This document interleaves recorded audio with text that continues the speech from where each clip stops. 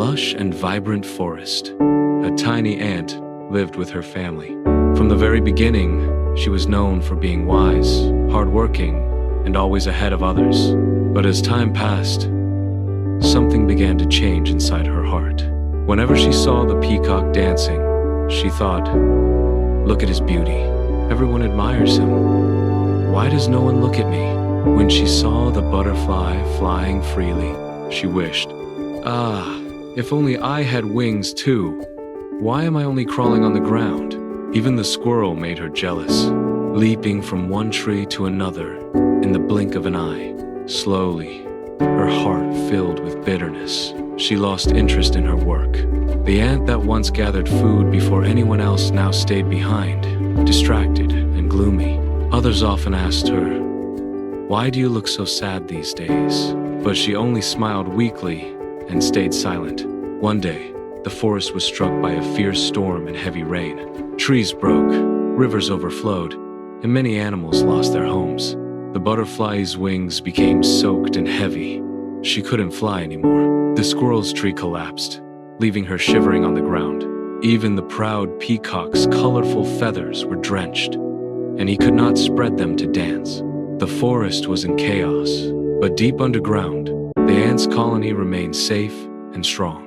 Their carefully built tunnels protected them from the storm. When the tiny ant saw the suffering around her, something broke inside.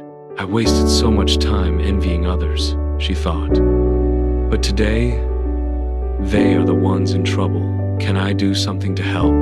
At that moment, she made a decision. She gathered all the ants and said, "We must help others. Together, we can save them." Hundreds of ants marched out in lines. Some carried the butterfly carefully on their backs to a dry place. Some built a bed of leaves for the trembling squirrel.